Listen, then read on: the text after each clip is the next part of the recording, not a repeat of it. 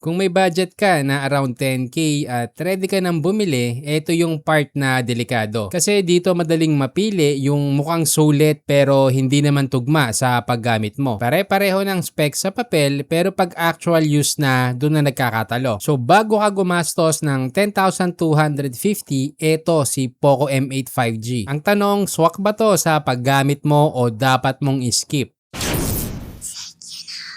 Hindi problema dito yung specs. Ang problema kung tama ba siya para sa'yo. Ito real talk. Sa presyo na to, hindi mo makukuha lahat. Meaning may mga advantages. Pero syempre may kapalit din. Kaya kailangan malinaw kung saan ka papabor. Ito yung catch. Hindi lahat ng maganda sa papel mararamdaman mo sa actual. Unahin natin kung saan panalo ang Poco M8 5G. Kung mahilig ka manood at mag-scroll, dito ka panalo. 6.77-inch Full HD Plus AMOLED na may 120 Hz hanggang 3,200 nits brightness. Sa actual use, malinaw, buhay ang kulay at hindi ka hirap kahit nasa labas. Yung mataas na refresh rate, mararamdaman mo yan sa galaw ng UI at scrolling. Kaya kung screen experience ang priority mo, hindi ka magsisisi dito. Pero ang tanong, ganito lang ba talaga ang gamit mo? Kung social media, browsing at casual gaming lang, okay to kasi naka Snapdragon 6 Gen 3 na may around 600k Antutu at may 5G na. Sa real use, smooth sa multitasking at hindi ka rin mabibitin sa basic task. May 8GB RAM at 256GB storage pa plus expandable hanggang 1TB na bihira na yan ngayon. Dagdag pa yung Android 15 na may 4 years OS at 6 years security updates. Kaya kung ganitong level lang ang gamit mo, safe na safe ka na dito. Pero may catch ha, pag tinaasan mo yung demand mo, dito mo makikita yung limit. Kung battery naman ang usapan, dito rin siya bumabawi. 5,520 mAh battery, kaya sumabay sa buong araw na paggamit. Plus pa yung 45 watts charging at 18 watts reverse charging kung kailangan mo. Kaya kung battery reliability ang habol mo, sulit na to. Pero syempre, hindi to perpekto. Kung camera ang dahilan mo, kaya mo bibilin, dito ka dapat magdalawang isip. 50 megapixel yung main camera at may 4K video recording. Pero hindi siya ganun ka-consistent lalo na sa video. Pag handheld, hindi ganun ka-stable dahil walang OIS. Yung 2 megapixel secondary camera naman, halos wala yan ambag. Kung content creation ang priority mo, hindi to para sa'yo. Hindi din ito yung inaasahan mo kung gamer ka. Snapdragon 6 Gen 3 na may 600k score, okay siya pang casual to mid gaming. Pero syempre, pag heavy games na tulad ng Genshin, hindi na siya ganun ka smooth sa high settings. Sa simula, okay, pero habang tumatagal at umiinit, bumababa ang performance. Kaya kung heavy gaming ang habol mo, skip ka dito. So para kanino ba to? Para to sa user na gusto ng magandang display, smooth na daily use at long battery life. Yung tipong hindi mo priority ang camera at hindi ka nag-heavy gaming. Kung ganito ang usage mo, sobrang sulit na to sa presyo niya. Ngayon, sino ang dapat umiwas? Una, kung gamer ka na gusto ng high graphics or content creator ka na nakafocus sa video at kung gusto mo ng all around na walang compromise, hindi ito yung para sa'yo. Sa 10,250 pesos, hindi tanong yung sulit ba siya. Ang tanong dapat, sulit ba siya para sa paggamit mo? Ganito lang yan. Kung display, battery at daily use ang habol mo, buy. Kung performance at camera ang priority mo, skip. Kasi to be honest, hindi ka naman talo sa presyo. Matatalo ka kung hindi siya tugma sa usage mo. Kung nalilito ka pa rin, comment mo lang yung situation mo para matulungan kita mag-decide. Lalo na kung ayaw mo masayang ang pera mo. Check mo na din yung link sa description para makita mo yung latest price at kung may sulit deal ngayon. Kung gusto mo pa ng ganitong decision guide, like, share at mag-subscribe.